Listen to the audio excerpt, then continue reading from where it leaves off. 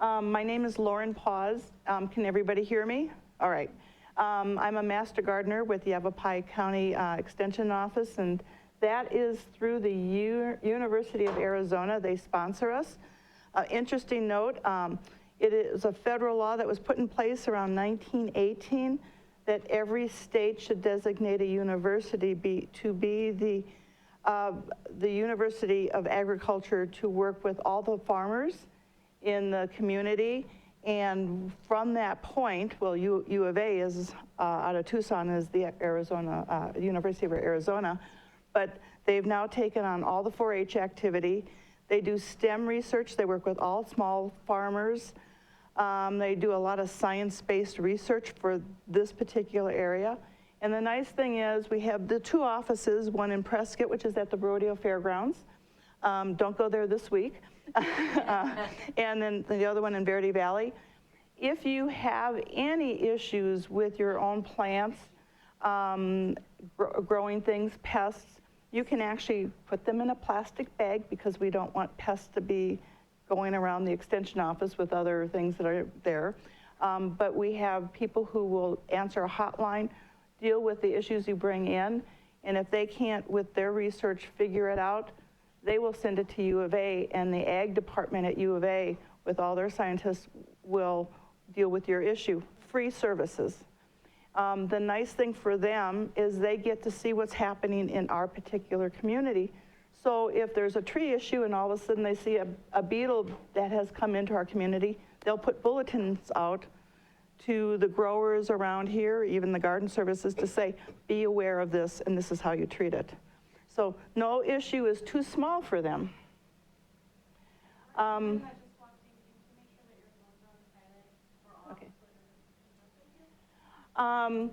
So tonight we are going to talk about winter gardening and basically go through what kind of things you can plant during the winter, how to prepare for winter gardening, sort of location because it's different than summer. Your sun is in a different location, how to protect your crops from cold, and prepping your soil. It's a little different than summer just because there's certain ingredients you can put in your soil that help the plants from dealing with the cold, and just looking at our vegetable alternatives.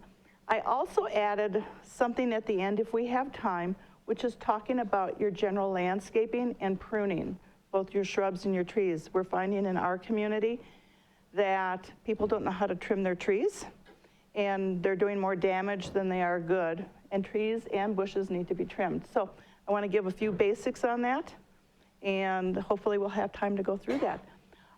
Happy to take questions as we go. So it's interactive. Just let me know if you want me to talk about something in the subject I'm currently on. So the reason we plant off season is because we like our vegetables, right? Just remember, we're not planting for flowers during the winter season. We are planting to grow vegetables. There is so many vegetables that like the cold weather.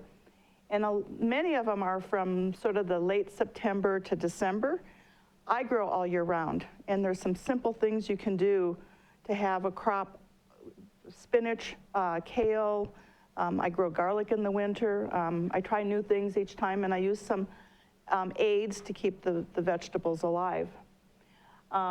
We also are looking at ways to improve our soil for the next season. We had a 6-series plant to plate program this summer, and we talk about crop rotation. I'll touch base a little bit on that, but you don't want to keep putting the same crop in the same place because each crop pulls different nutrients out of the soil. So crop rotation helps build the soil up or not deplete the soil at the same time. So in fall, most of your plants are going to start from seed because most of our stores, box stores or gardens, aren't carrying the vegetables we want to grow. If you go to the store now, I doubt if you'd find any vegetables. So we're going to touch really briefly on seeds, but just to let you know, the Master Gardeners have a Zoom series every month, and we record it and we also post it on our website. And this month will be seed saving, and it will also touch on seed growing.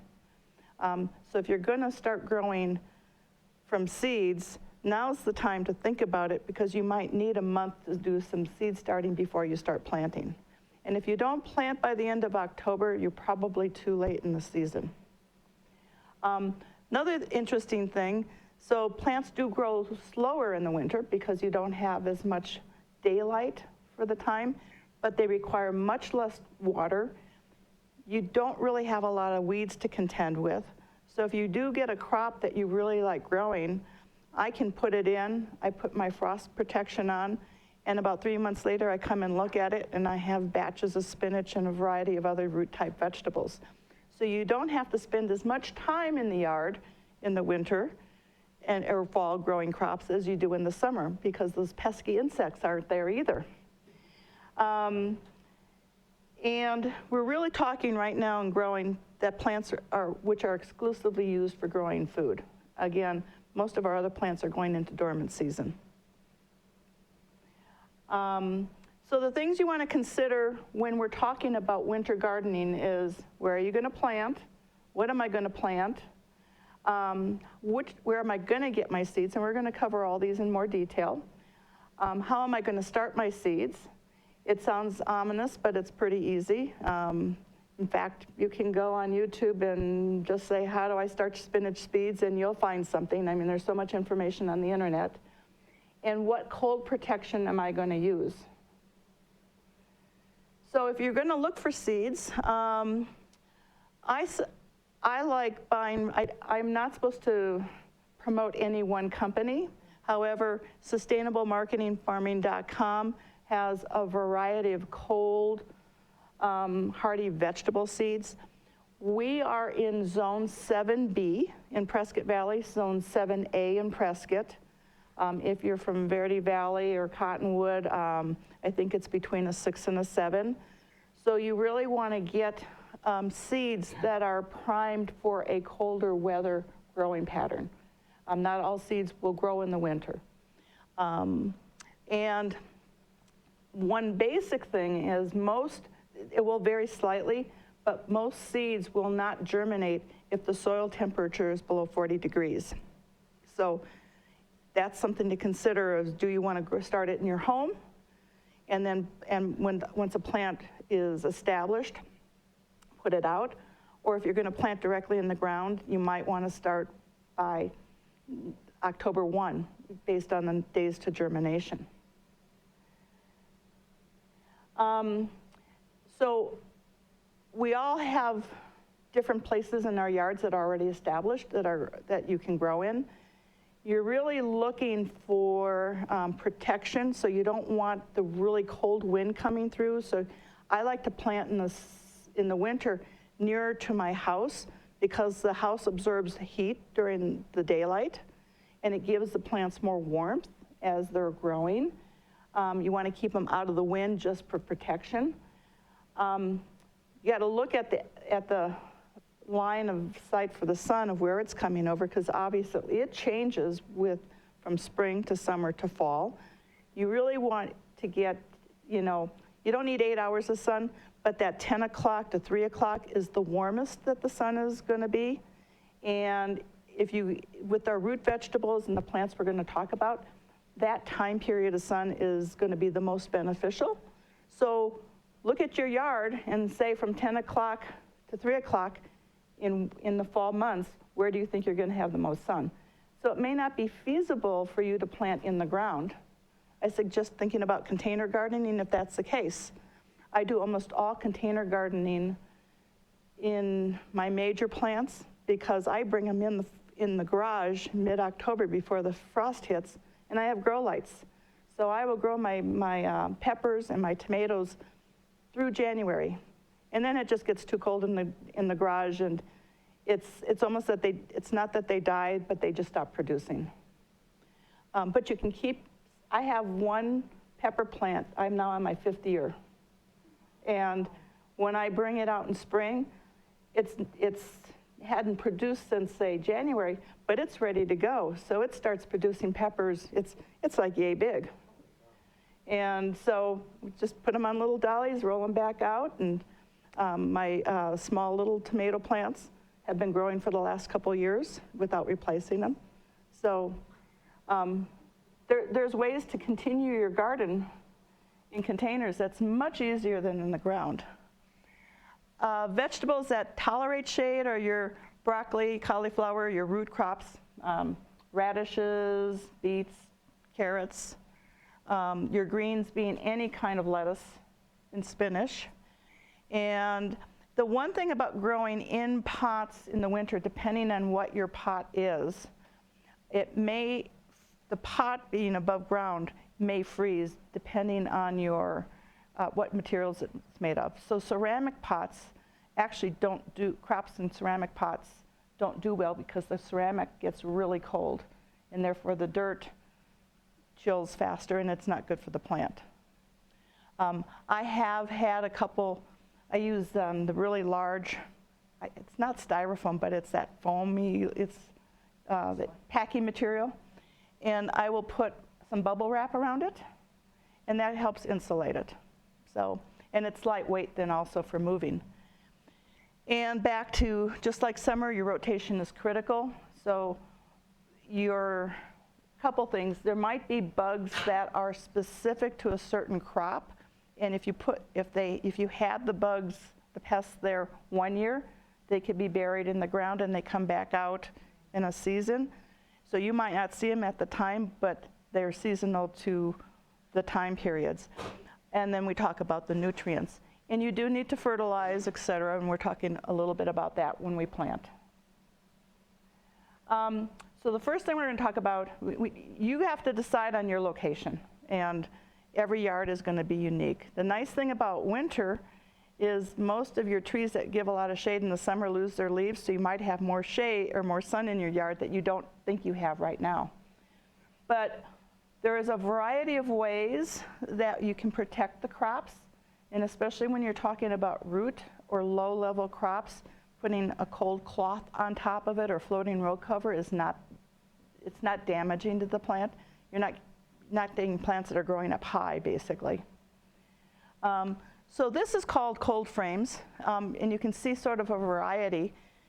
In this case, they bundle straw around it, and that's a nice insulation.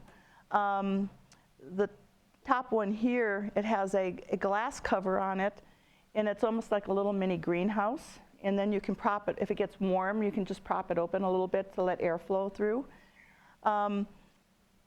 Plastic itself doesn't do as good as, say, frost cloth because there's no insulation in it.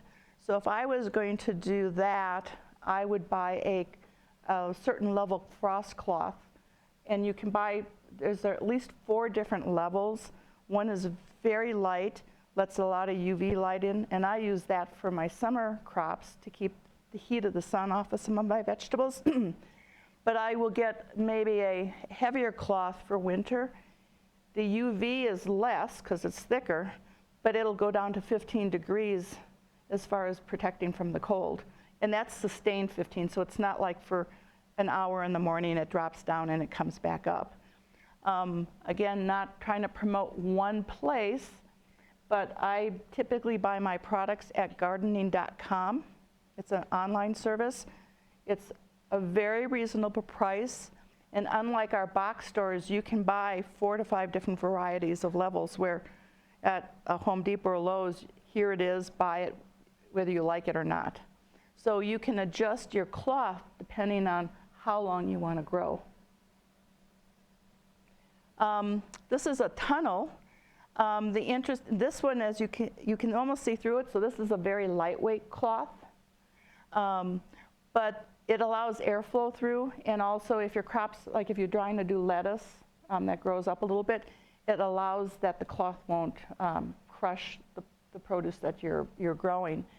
The problem with something this long, it's to get to your crop, you're really peeling everything back and then having to put it back on. We have made, my husband is accomplice in my growing experiences, but for my, say, 8-foot long by 3-foot wide beds, he just created PVC pipe, put chicken wire on it, and it's easy to pull on and off, And then I just wrap my frost cloth around it and have basically a little handle on top, and I can one-handedly pick this up. It's so light. But that gives me room for the vegetables to grow, and it still provides adequate cold protection. And it keeps varmints off your summer and winter. It keeps your pests off your crops. And there is a YouTube video if you want to look at how to build things, just how to protect plants from frost, and they'll give you a variety of ways and instructions. If the temperatures do rise above 55, you want to vent. When you talk about rain, if it's laying directly on the crops, you really need to lift it off because the rain might be so heavy, or snow, because we do get snow here. And that's why I sort of like a PVC cover, because I'm not putting the weight on the crops. So just what I was talking about, the row cover, a floating cover is directly on your crops, and a row cover can be slightly off. All the covers are rated by your light transmission and cold protection. I haven't found any cover that doesn't give enough UV protection or UV light. So everything I've used up to the heaviest cloth has been adequate for growing winter vegetables. The other one is called a wall of water. I have a lot of master gardener friends who use this. I have never used it, and I sort of look at it as a spring protection when you're going from spring into summer, because you still might be protecting the young plants that you just planted in. But as you can see here, it really is not going to leave much protection for the green leaves that are sticking out. So it protects the base of the plant. So if you have a young seedling, it would do a great job. I don't think it's appropriate for winter gardening, but I wanted to throw it in there because it might lend you to your spring season. And then there's your makeshift cloches. And even I've used these, cut the bottom of something off. It's a little greenhouse. It gets some air going through. It gets some adequate water. So you can get very creative in how to protect your plants. I have a lot of herbs that I grow that are perennials, and I cut them down, and then I will put just the dead leaves from my trees around it, and they actually do a great insulation of protecting the root system. They will grow a little bit, not a lot, but I do get from sage, oregano, and thyme. I'll get fresh leaves during the winter also just by doing that. So the things that we want to think about growing would be your Brussels sprouts, cabbage, and broccoli. Now, this all makes sense if you like to eat this. Beets, carrots, parsnips, potatoes, radishes. Not all potatoes do well in cold, so you really have to look at the type, variety that you're growing. I've only so far had success with red potatoes in the winter. And potatoes like really loose, fluffy soil. So if you're going to do something like that, shred like lightweight cardboard and things that really can have some abundance, and it soaks up some water, and it gives that, because you're not going to water a lot, but it gives that fluffiness for the potatoes to grow in. Garlic, leeks, and onions love cold weather. I start my garlic at the end of October. Put a layer of straw, grass, that I cut back in the yard, and don't look at it until about March. By that time, the stalks are about yay big, and then it has another 2 to 3 months of warm weather growing. They don't like a lot of water, so whatever wet they get from the winter is perfect. So if you want to try, just go to the store, buy a big clove of garlic, break it in part, stick them in the ground, and I think I got 24 garlic buds in May last year. Easiest thing you can do. And then again, onions and leeks are the same thing. They just like the cold weather. But you realize that the onions will have the green that comes up, so you have to have some way of not covering them directly on the ground. Your lettuce is the same way. It will grow up, so you have to give it some room. Your cover has to give some room. Spinach is interesting. Last year, I thought I was a little late in planting because it was the end of October. I threw a bunch of seeds in the ground. I put my heavy-duty frost cloth on, and I walked away and didn't look at it until March. I had an entire bed of spinach, and I mean, lush green leaves. It was as happy as could be. Just, you know, and the interesting thing is you don't have bugs during the winter, so there's nobody nibbling on, and so spinach was a great thing to grow in the winter also. The other things that worked well was beets, radishes, because their green leaves only come up a little bit, and they can stand the weight of the cloth if you put that on. And then they suggest peas and sugar snap peas. I've not grown them, but a lot of my master gardening friends said they just haven't had success in the winter. Now that might be a early spring or something that you plant now as the weather is getting a little bit cooler. But I don't think that they'll work well in the midst of winter when the temperatures are dropping lower.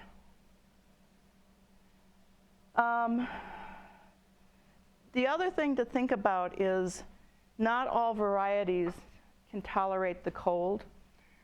So in this situation, Scarlet Nantes for carrots work really well in the winter, but you need to look at the seed packet, go online and say, you know, I want to grow carrots in this temperature range, and they'll tell you the variety of what it is that, what kind of variety of seeds you should buy. And that variety is extremely important for the cold weather.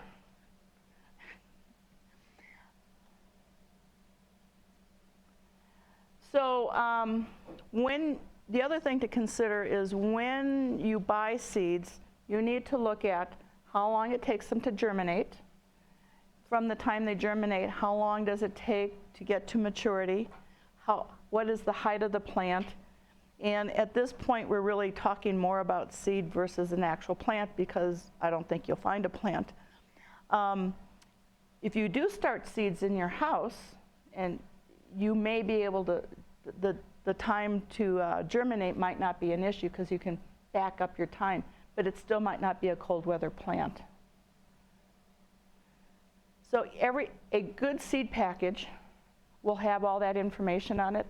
If the seed package doesn't have that information, I wouldn't buy that seed. It means it's somewhat generic. I would say 50-50 chance that it'll produce, and it'll produce a good fruit or vegetable. So here are some type of maturing patterns just to think about. So your beets and your spinach and your radishes, leaf lettuce really have a very short time frame. So you could almost start something in October and get through a full maturity before you even enter the really, really cold season, because I don't really think cold hits us that much until around the mid of December. So if you wanted to do these type of vegetables, you could start them at the end of this month and you'd have a great crop. If you like the other vegetables in the 60 and 80 plus, garlic being 8 to 9 months, by the way, you really need to think of your location and your strategy of protecting them. But you can also do a quick maturing vegetable right now in your fall and then reuse your garden bed with something else and start growing all year round. Just depends on how much work you want to do. However, I have to say there's not a lot of gardening work to do like we do in the summer. I mean, most of my time is fighting fungus, pests, and weeds. That's out of the equation during the winter months.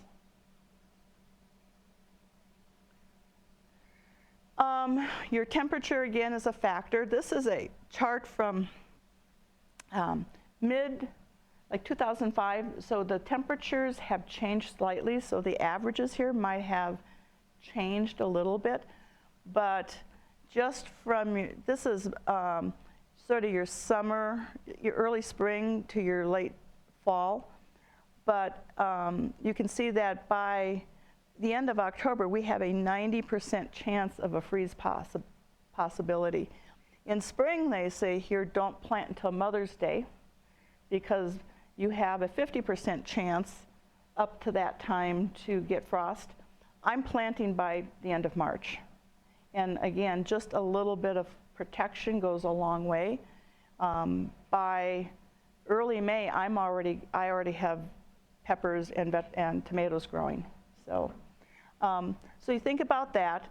And again, this sort of tells you your average mins. And your day temperatures aren't going to be the issue. It's that overnight temperature.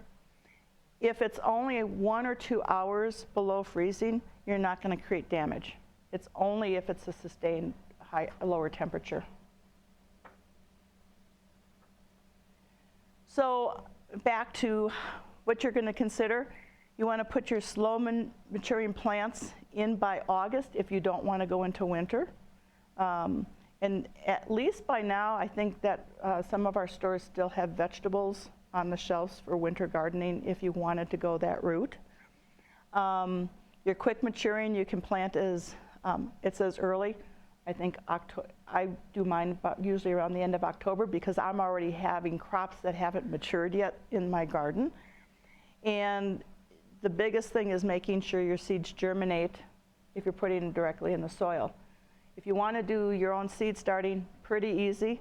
The best thing I would say is go to a YouTube channel and say for your seed specifically, because every seed is differently, how do you want to do it? But most of it is paper towel seeds, paper towel, keep it moist, keep it warm. A little heating pad goes a long way because seeds like to be warm.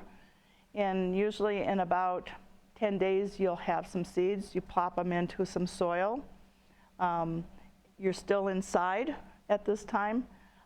Invest in a grow light if you're doing that. I have a small grow light under one of my kitchen counters, and that's where I do all my seed production. I have 3 major grow lights in my garage, and that's where I do a major grow season with tomatoes and peppers during the winter. So you can actually grow indoors quite easily. So when you're talking about your soils, just like every time you're changing out a crop, you want to do some fertilization to your soil. Now, I compost regularly. I have a double bin system, and so I always have one pile of soil that's come out and it's sitting ready to be used. I have one that I'm starting and one that's halfway through. I don't use fertilizer except in the winter because my compost gives me more nutrients than I will ever get in any bag of fertilizer. But in the winter, you actually want to use some fertilizer that has a little bit higher potassium, which is the K. So you have your NPK, which are the 3 numbers that you usually see on fertilizer, because it helps protect the plant against cold. So when I prep my soil, I have a high fertilizer with a K in it. Throw some of that in, and it helps the root systems establish in the cold system. And that's the only, besides just your normal taking out your bugs, because beetles will lay its eggs. You want to get rid of anything. You want to get rid of weeds. You want to get rid of old roots that were in there from your last crop and just sort of cleanse. Rocks or stones keep coming up. I don't know where they come from. But I take those stones out because that's important for water access to your roots. Stones inhibit the plants from gaining water. You think that rocks would maybe allow it to drain. They actually let the water drain around the rock and not sit in the soil for your roots. So that is just sort of your one thing you should remember for your soil prep. If you don't want to, if you have a large area that you're planting on a spring basis, and you really don't want to go through a whole major winter vegetable crop, I would like to suggest that you maybe plant a cover crop, which we call green manure. Hairy vetch and cereal rye are great because it adds nutrients back into the soil. Your hairy vetch is a legume, so that's wonderful for the soil. That's one of the crop rotations that farmers use every 4 years. But you can plant this it's not for small little patches, it's really for a much larger soil patch. But you let that grow. When it's done growing, you cut it down, you turn it back into your soil. You've added a natural compost, basically, and you let the nutrients back into your soil for the spring. So you would do this if you really don't want to plant vegetables, but you have enough soil that you don't really want to do it that much composting or add that much new soil to it. And you have to inoculate your vetch seeds, and you can buy inoculation at someplace like Waters, like Home Depot and Lowe's doesn't carry that, and you can get it online also. And after it's done, after 3 to 4 weeks, when it dries down, you turn it back, you cut it, turn it in the soil, and you've got a great fertilized, loose soil to plant next year. And this is just a picture of what the hairy vetch looks like and what goes in the ground that gets cut up. So those are the legumes. You couldn't pick the better name? Yeah, I have no idea how that came about. And this is just a picture. This is one of the instructors at U of A that does this on a regular basis. And he has a couple acres that he experiments with, but this is his backyard. His backyard area, and he has several 8x8 plots, and so he rotates through. And he does do winter vegetables, but then he also does the cover crop during the winter. So you're thinking that this is a lot of work for winter. I just want a little lettuce, a few little things. What can I do? Well, there's a couple ways to look at this for indoor planting. One, you have to have a UV grow light, because otherwise unless you have window space that you can put things at, but even windows will sometimes do refraction and burn your green leaves that are too close to the window. We can do hydroponics, and we can do aeroponics, and you can do dirt-based, just plant new plants, but lessons learned, don't take a plant that's been a container with dirt from outside, and possibly a plant that you want to continue growing, say your herbs, and bring it in, because there's a lot of bugs in there, natural bugs, and there's bugs that go in the soil that just work the soil in there. They're good bugs. They're not the ones that are going to eat your plants. But when you bring them inside and start watering them, they start flying around your house, and they look for every light source, and you will find them in the bathroom, in your shower. So if you're going to plant plants inside in dirt, go to the store and buy brand new dirt that's been in bags sealed, and don't take them outside, just leave them inside, and it'll work. But your hydroponics is a really good solution. And you can suspend your plants in water.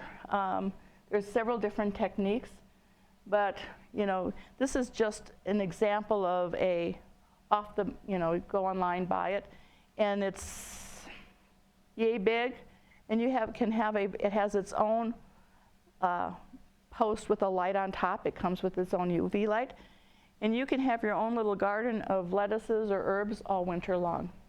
So sort of look at what are you trying to grow to sustain you for your winter months.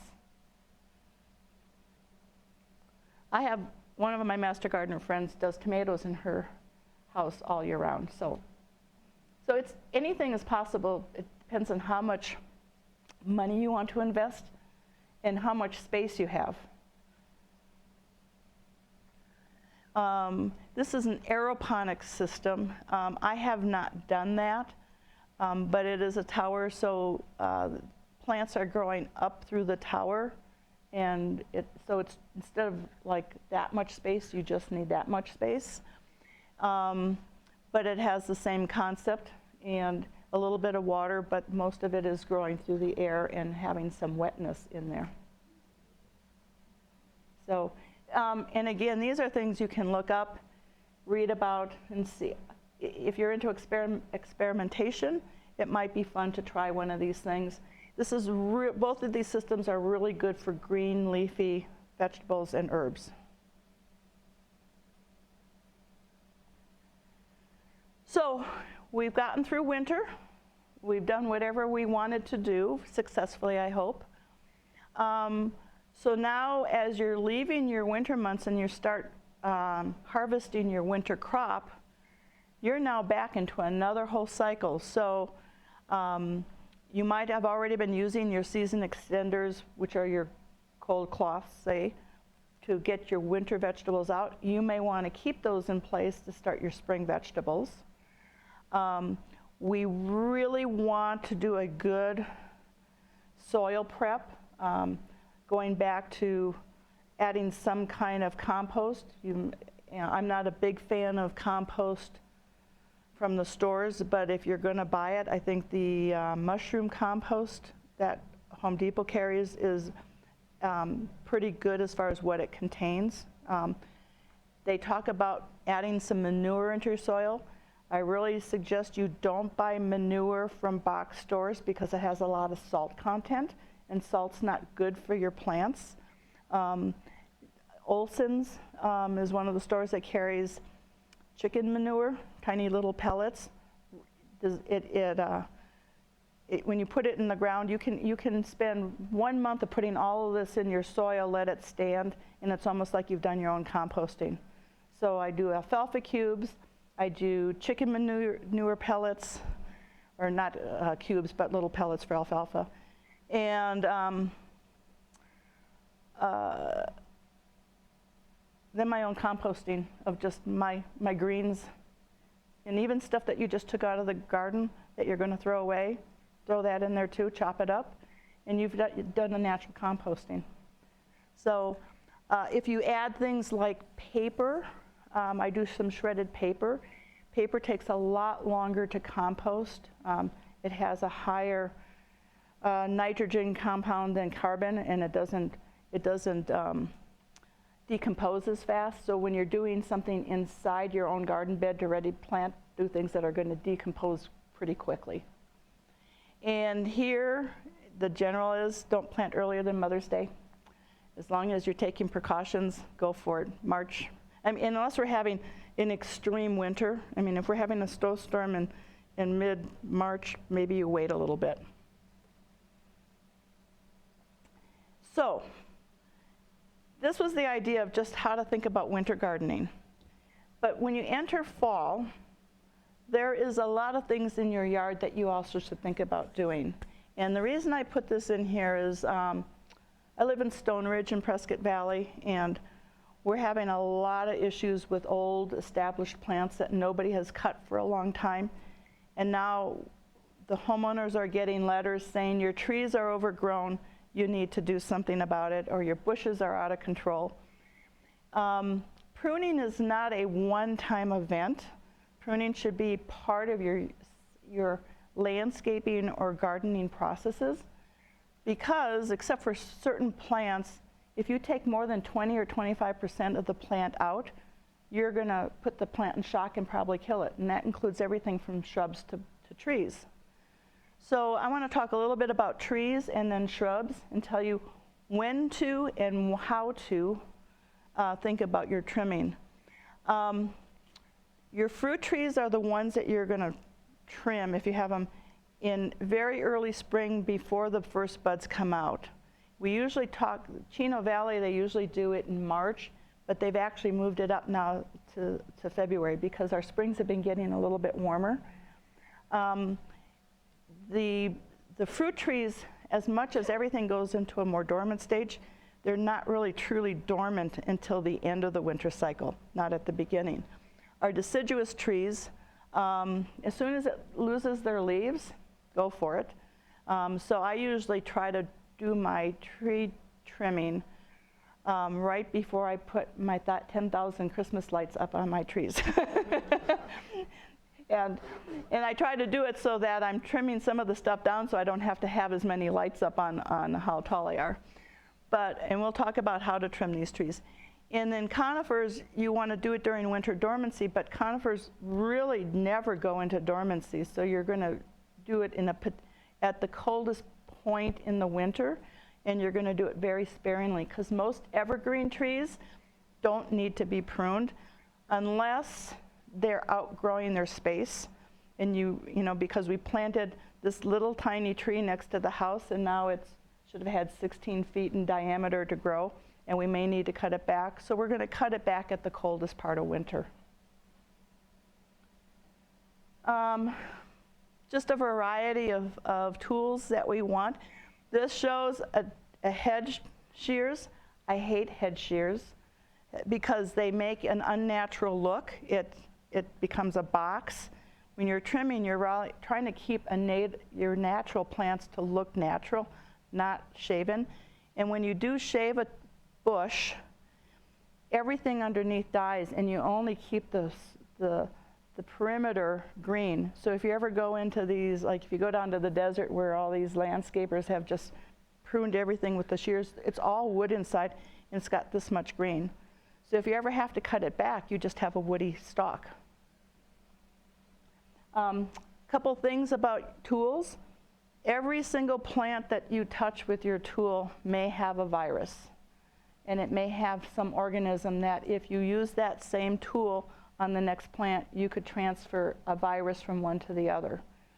So as difficult as this seems, I have a bucket of the isopropyl alcohol and pine sol mix, and I put my tools in there, and they just, you know, sometimes I do a deep cleaning on them, but I always put some kind of alcohol or Lysol on it before I go from one tree to the next tree.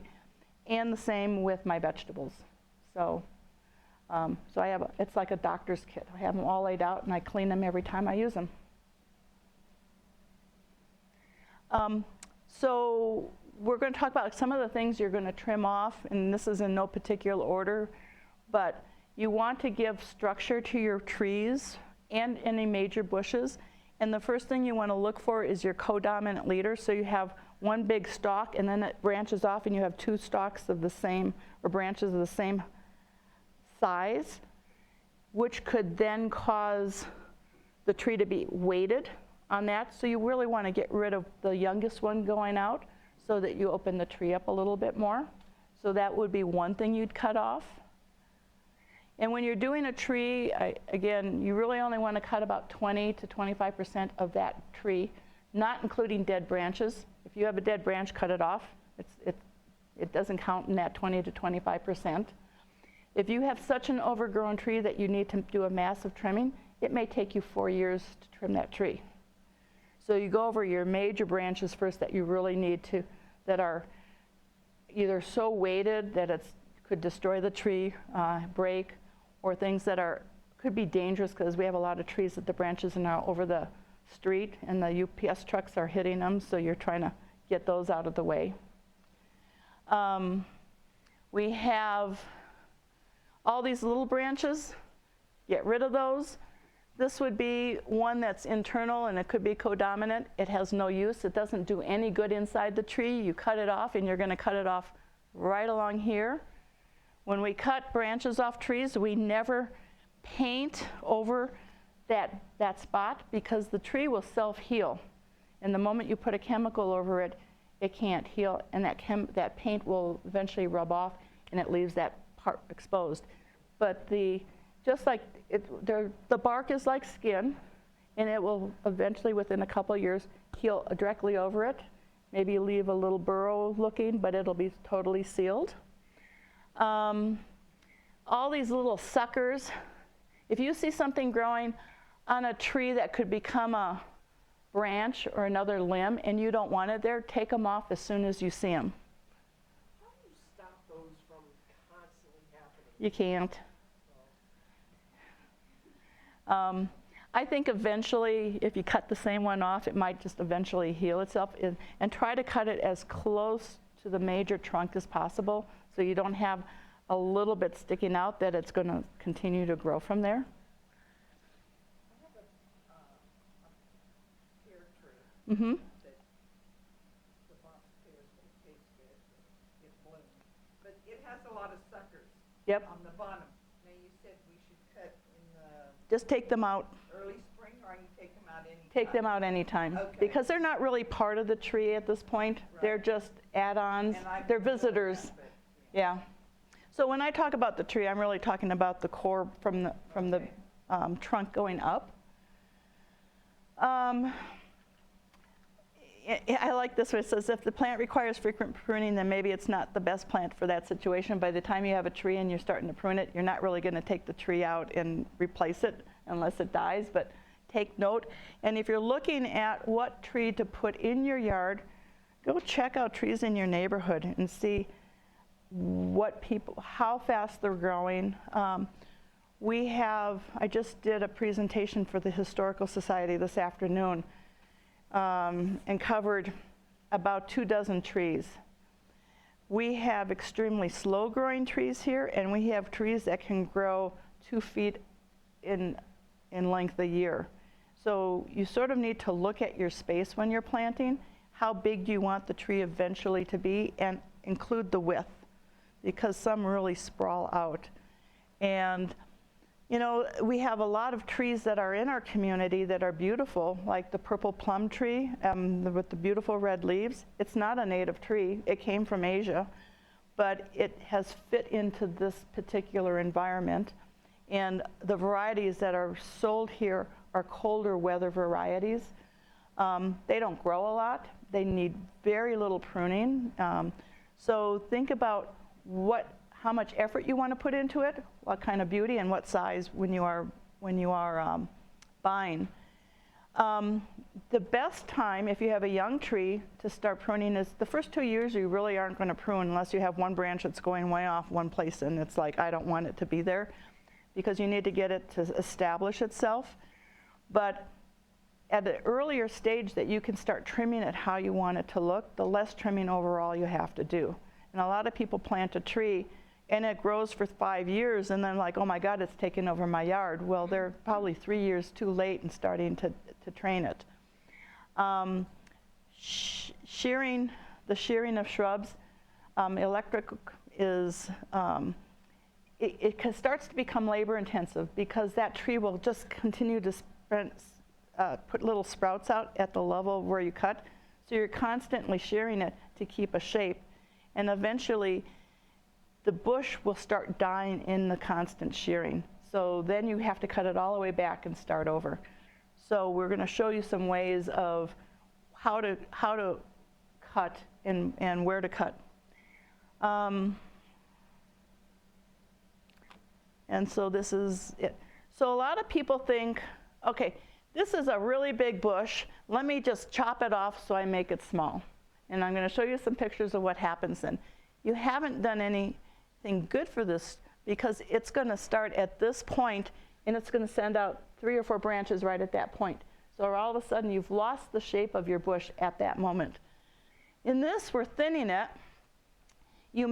And every place where there's a branch that hooks up to another one is an appropriate place to cut. So you can actually cut it back by thinning inside. And so you can see we're taking some dominant branches out, but you're opening it up. You still have a natural look.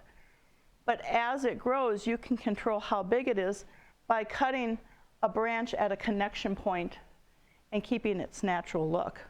So this heading thing, which is almost like shearing, sometimes you just have to do it because it's overgrown, but if you're going to do it, cut it back farther than you want it to look, so you can start managing it as it goes out. Now there are some bushes, or shrubs, I shouldn't say bushes, like the sages, autumn sage, Russian sage. I cut mine back I keep it about this high, so I have some natural habitat for some of the natural wildlife, but by spring, it's this far off the ground. My bushes are huge, and they just propagate. And so I just cut them down to stubs, and then I trim them as they grow during the summer, deadheading the dead flowers, etc. But most of the shrubs that we have here aren't like the sages.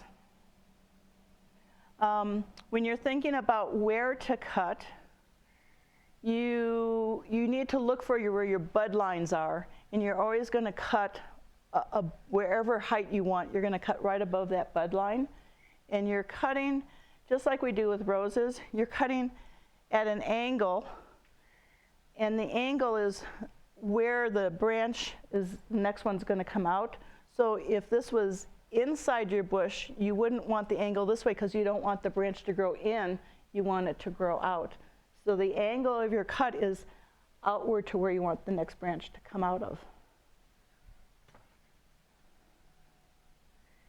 And if you cut, and I don't know if you've done this, but let's say you just cut right here, this will just probably become an ugly stub and it'll die off and it'll die down back to some place like here. So it'll take longer, and by that time you just have ugly brown stubs sticking out of your plants. And this applies to cutting, shearing, or trimming roses also. So now you have a bigger job, and you have a really big branch on a tree that's hanging over the street. It's dangerous, or it's going to fall on somebody, so you're going to cut it. So every branch on a tree, you'll see a little ripple here. This is called the branch collar. So you want to go from the ridge, right about that joint, and you're going to come all the way down here on the outside of this collar, and you're going to make a clean cut. This tree will then heal itself, even for something this large. If you cut here, you've done the tree no good because it won't really be able to heal itself there, because most of the source of its growth is coming from the main trunk, and the trunk won't grow out that way. So then you'll have a big dead, either you'll have a lot of branches coming out of there that you don't want, or it's just going to become a big dead thing.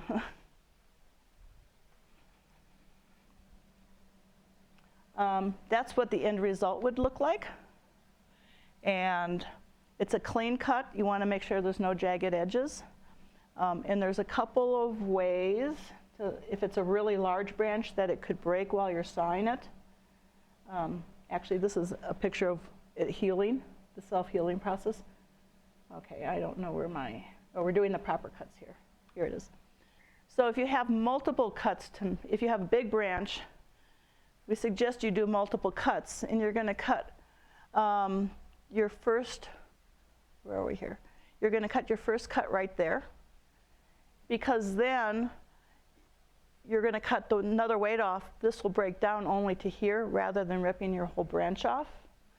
And then when you only have this little stub left, then you can do your third cut right here, which is an easier cut because you don't have all the weight of this branch coming on it. The one thing we're trying not to do is tear into the tree because of the weight of the branch pulling off, and we want to make as clean of cuts possible for the tree to heal itself. When you're doing a thinning, and you want to sort of make sure the tree is balanced for a couple reasons. Aesthetically, it looks better, but you don't want the tree to be weighted too much on one side, because guess what? We have heavy winds. I guarantee that if you took them all off on one side because it was next to a house, that tree is going to be easier to fall over. So you want to give the tree its own balance. Trees in nature grow that way. They have their own natural balance. The only reason they don't have that in our backyards is because either we planted it too close to our house and it can't grow, or we've started chopping at it and making irregular shaping decisions for it. In your younger trees, you want to develop your canopy so it's uniform, it's airy. Anything too heavy up top will also catch the winds. We've seen the large trees come out of the root systems because there's so much wind up, there's so much bulk up top, the wind just takes it and pulls it over. You want to remove, the dominant, codominant stems, you want, in its circumference around, you want a balanced dominant. You don't want several dominant on one side. You want to remove your competing stems like that one I showed you in one of our first pictures. And you're always looking, this is an art form to me. You're looking at your tree and saying, how do I want it to look and what's not working? And so if there's a really big branch up there, you may need to take that all the way down inside the tree to one of your dominant branches. So you're not just taking it off on the top, you're taking the whole major branch off. And here, it's about your major branches, you're waiting for about 5 years after you plant to really determine which are the major branches, because you don't know that in its young form. And here's just a couple pictures of this one. This has a nice shape to it. There's light coming in all over. This is way too crowded. I would probably take that one off right there and open the tree up.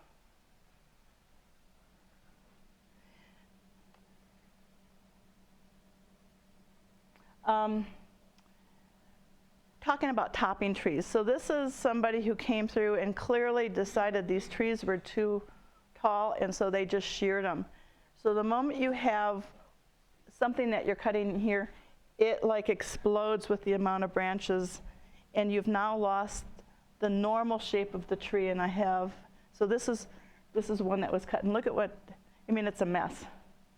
And it's almost like you need to start over and take this whole thing down and cut it at an angle to get it to heal itself and get rid of all this crap that's up here. So, it's sort of a thoughtful process in when we're looking at our trees.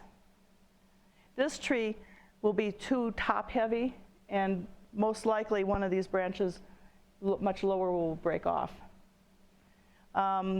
This reduction cut, and here's just a point. If you're looking at this, I can't tell which branch it is, but one of those hook up right there, and you're going to take one of these big branches all the way off there and get rid of some of this weight there. Now this tree probably should have been trimmed a long time ago. Trimming conifers, your evergreens, never cut the top off. Most of your evergreens are a single top, and once you cut that top off, you've destroyed the growth of the tree.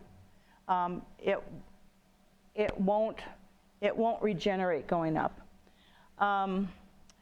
Usually the only thing you want to do is, in evergreens, usually the branches get heavy and they go down, so you're cleaning off a bottom level.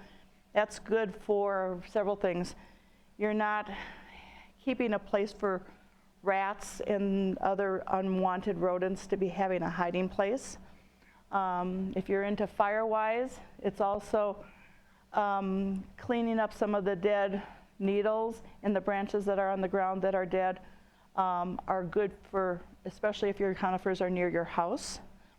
Something to remember, that most of the conifers cannot grow new shoots from the old wood. So if you decide I'm going to prune some of this back and it can grow back, it won't.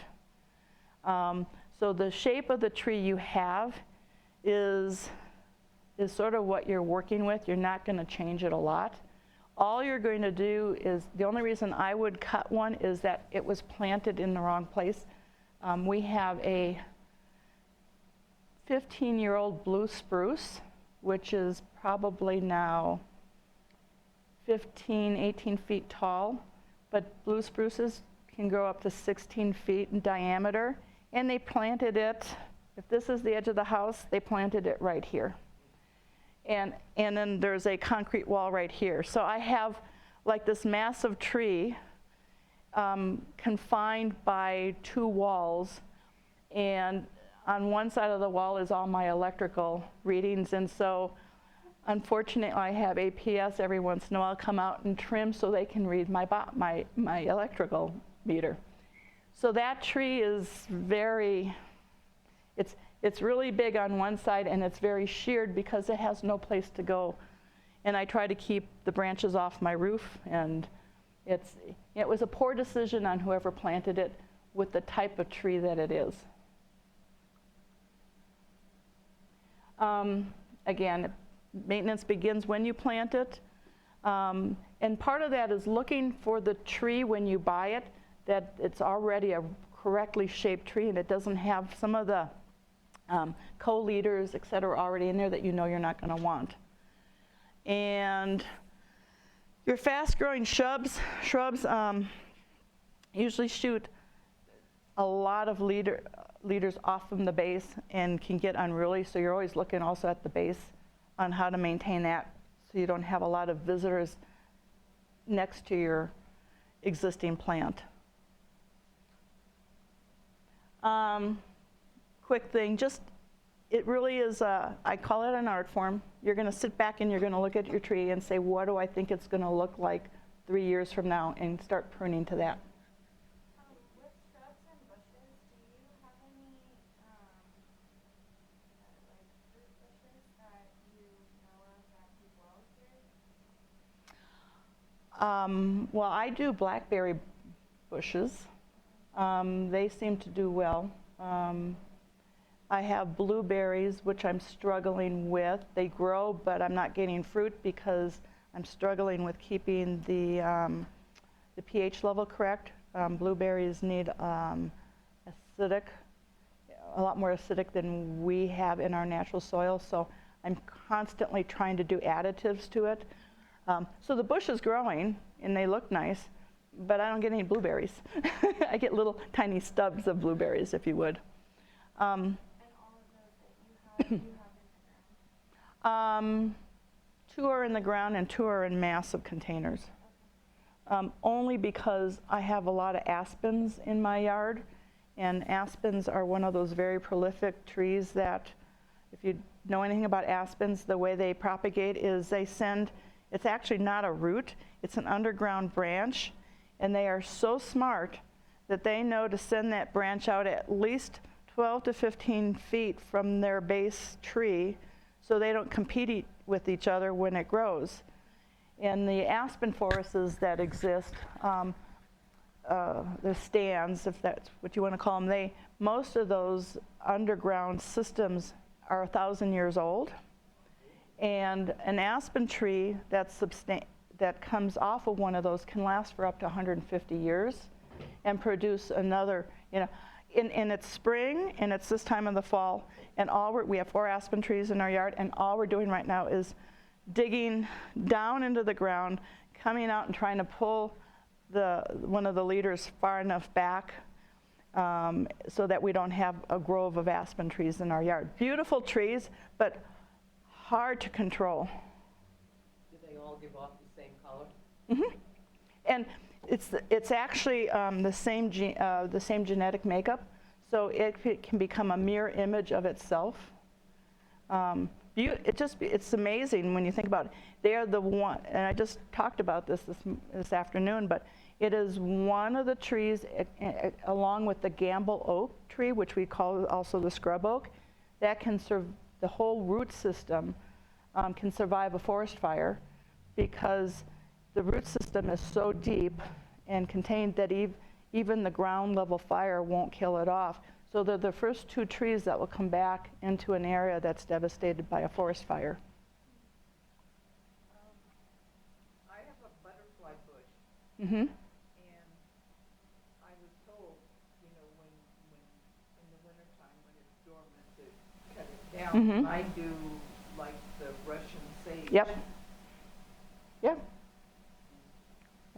And you guys know that Russian sages are now been declared by the state of Arizona to be an invasive species.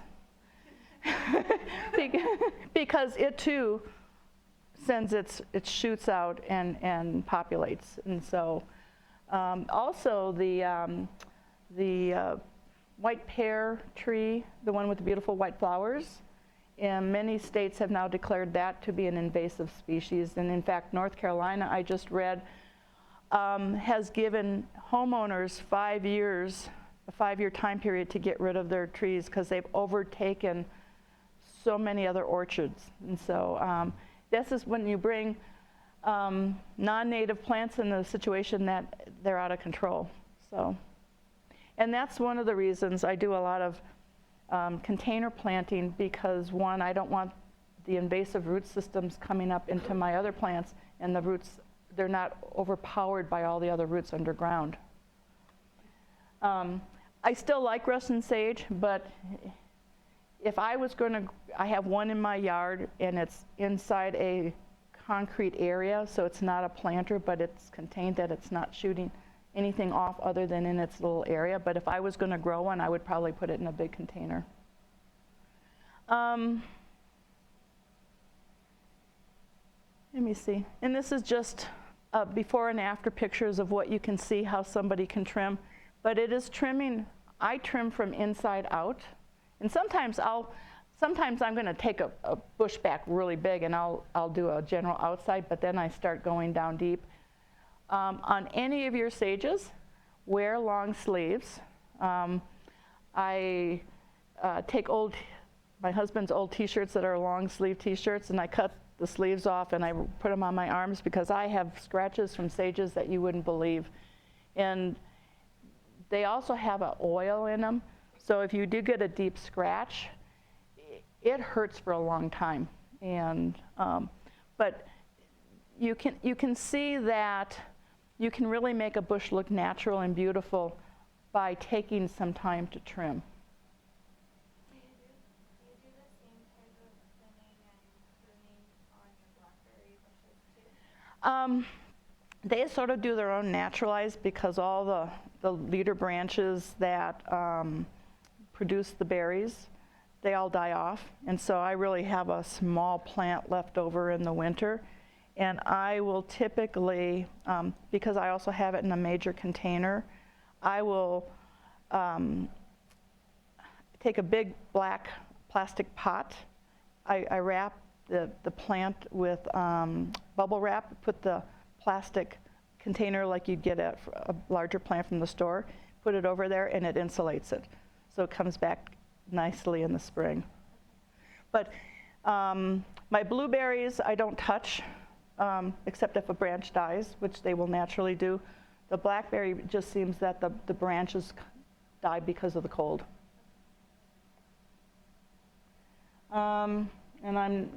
This is sort of a theory of rejuvenation. It's way overcrowded, and you're getting way down to the bottom of the stems to clear out from the inside. Plants need to have the sun, so if you can't get sun inside, nothing's going to grow inside. So this is a theory of it's overcrowded. I need to give it a new starting chance, and you do a massive cut, but it's not cutting as much there as you're thinning out on the inside. By the way, in November, our presentation is going to be on trimming fruit trees, which is a whole practice in itself. And we don't trim the fruit trees till spring, so I figured that would be a good November topic. And that's it. So you have enough work to do between now and putting up your Christmas holiday lights, right? So, Trying to weed.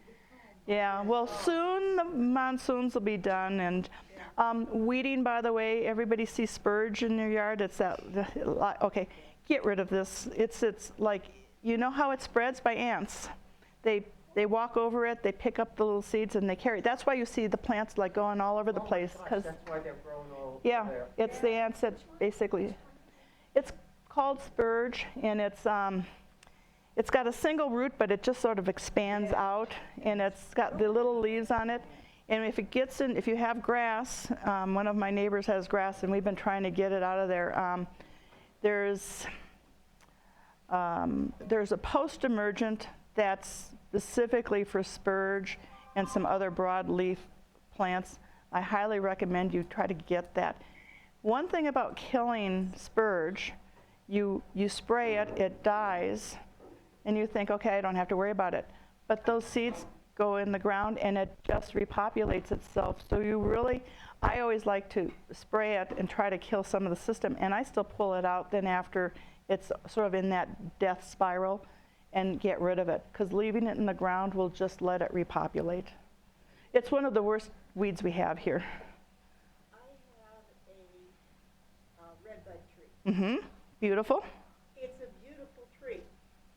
Bought it in the pre-spring, Mm-hmm. planted it, and it started to sprout, and we had a major freeze. Okay. Killed everything. Slowly it sprouted again. We had a major freeze. Killed it this time, because it never came back. Okay. A couple months later, I'm noticing sprouts coming from the rootstock, Mm-hmm. which is another red bud. It wasn't the fancy one, it's the regular Okay. one. And I've cut back almost all of them. I kept a couple, they're about this tall now. Uh-huh.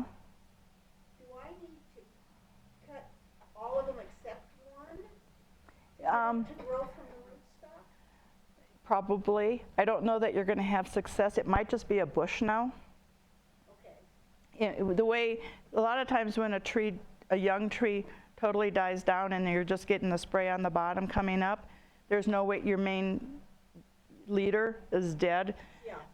I don't see how you're going to get a tree out of it. So if you want it to be a red bud bush, you could treat it that way. Okay. But if you're not getting the main stalk growing up, but just a little, Yeah, I don't know. yeah. because, Without you know, seeing it, it's hard to tell, Yeah. but there was most a likely your tree rootstock, is and done. They had Yeah. grafted the fancy one on top, Okay, and the root is the eastern red bud. okay. And I thought, Oh. okay, well, at least the roots are alive. You could try keeping one main dominant leader and see what happens See to what'll it. happen on that. Yep. Okay. Hi. You mentioned trying to work with the local soil, Uh-huh. amend it. I hear that desert soils tend to be a little too alkaline. Talk a little about working Yeah. with the local soil. So, okay, so I don't have my soils presentation on hand, but so Prescott Valley soil is totally different than Prescott soil. And part of it's because of Glassford Hill being an extinct volcano, and we have a lot more volcanic attributes in our soil. It's interesting because in Prescott we have more of the granite that's decomposed, and it's actually a richer and better soil, except for the fact both of us are on rock, and so you can't really dig down too deep and have, Jackhammer. yeah, well, exactly. So most people that I know have gone up and built up raised garden beds.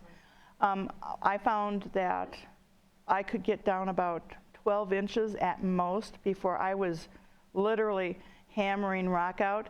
So I try to get down so I can put some good soil in, and I build a 1 foot high, heavy boards around, or brick. I've used made my own raised beds by placing those tiered rock structures, which is better than wood because it doesn't decompose and it doesn't need to be treated every year. But then I'm going down about, say, 8 inches below ground with good soil. I'm replacing all the soil, basically, because it's so, and if you live in a development, if you're living out like on farm country, you have acres, you probably don't have the same issue as living in a developed community, because there you've had bulldozers running all over the land, compressing the soil, and once the soil is compressed, it will never be good soil. So I've dug most of the bad soil out, gone to Prescott Dirt, had yards and yards of dirt brought in, and once I got my base soil in for my first year, and soil depletes, so my composting, I probably, with my bins, I have round bins about yay big, I'll probably have equivalent of 10 barrels a year. So composting doesn't work well in the winter because it's too cold. I'll start one in the middle of winter that hoping by spring I'll have 2 barrels ready to go for spring, but I might amend it with a little bit. If it's only a little bit and you're buying it in a bag, the best dirt that we found as master gardeners that's closest to natural dirt is Kellogg's. And you don't need to buy all this amended soil. It's a waste of money. Buy the cheapest good soil you can buy. And now my soils, I can dig in them year after year. And so now I'm just adding amended soil from my own composting and maybe a little bit of fertilizer depending on what I'm doing. And my beds are great. But if you think you're gonna go down, and this works for trees too. Somebody might dig a hole to put your tree in, but if there's rock all the way around it, you're gonna get your tree to be root bound and it's not gonna last very long. So it's not just saying, can I dig a hole right here? It's what's beyond where the major roots are gonna go. So the soil's poor. And if it is good, it's rock underneath, and so it's another issue. And there's a place called Prescott Dirt. Yeah, they have a place right along 69. Yeah, and then there's one in Prescott someplace. And they get their dirt primarily from Willow Lake, the basic dirt. It's very enriched. It's great dirt. Do they call it a certain type of dirt? Or Just soil. dirt, soil? Yeah, yeah. And then if you have it delivered to your house, highly recommend you put a tarp on your concrete, because it will be hard to get your concrete to look like natural concrete after all that dirt sits on it. So, how many more? Everybody. I got one more question. Sorry. I have a very open yard that we just moved into, Okay. and we're looking to plant some fruit trees, and I didn't know if you had suggestions on timing, or when would be best to plant them, or what kind. I'd plant the fruit trees very early spring, but after we get past the major frosts, if they're not already established, or fall, one of the two. So you could do it like right around now, because the root systems will get established enough before you have your frost. You're really trying to get that tree established so it can survive the winter. But that's why we also prune it like in the spring. It's not quite alive yet, but usually around March, your buds will start showing. And trees that work well here are your peaches and nectarines, plums, and apples. If you do apples, you need 2, or you have to have somebody in the close proximity, because you have to have 2 apple trees and pears to fertilize, propagate. And peaches and nectarines do just fine on their own. Fruit trees that you see at Lowe's and Home Depot, different kinds. Okay, so not to talk against them, but if you ever went and looked at the root system in one of the containers, you always check to see how much dirt, is it only half filled with dirt? How root bound is it? Because usually these trees have been overproduced and not necessarily sold fast enough. So if the roots are all entangled going around in circles, they're not ready to spread out. Places like nurseries like Waters or Prescott Nursery over on 69, they will warrant their trees. So I know Waters usually gives you a 1-year warranty. You won't get that at a box store. So just, We have our war stories. yeah. And, you know, I have a lot of people who buy from online nurseries and have them shipped. And so say, you know, just like some of them are, I'd call them bare root trees that they're planting. So they know what they're getting. And they can see the root system before they plant it. And for veggie starts, I'm starting to see on, maybe not so much on Facebook, like Prescott Craigslist Uh-huh. and next door, there are people who have extra veggie starts. Yeah. And they can't do anything with it, and so they post ads. Yeah. Just also for your information, like if you're into tomatoes, the Master Gardeners Association in spring, usually right at the end of April, all of us who like tomatoes will start seeds in the late February, early March, and we have plants of every heirloom and variety you can imagine, and it's our own little fundraiser to support our basic cost system, but it's usually about suggested price is $5, and you're buying from reputable seeds from people who know what they're doing and growing, and you can get varieties from the Master Gardeners sale that you can't find in any store. So if we have the Facebook, whatever it was before but just look up Yavapai County Master Gardeners, and we post our sales. We're having the end of September an indoor plant sale, because people have been propagating plants from indoors if you want some, and some of them are selling some green herbs and stuff that you can grow during the winter. So, but that's a nice way of doing it because you're getting it at a really low price, good quality, and people who will be there to answer the questions of what do I do next. And where is this? We have it at the rodeo fairgrounds. So our extension office is in the back. You get off, come in Gail Gardner, and that's where our offices are. And that's, if we have any plant sales, that's where they are. But they get announced and send out flyers, and it's posted on our Facebook. Thank you all. We hope that next month will be hydroponics. The person who is going to present is has been ill, so if she has her presentation done, I can do it. I'm not an expert in it, but I'm hoping it's a fascinating subject. And then in November it will be fruit trees, and then we're dark. We get the holidays off.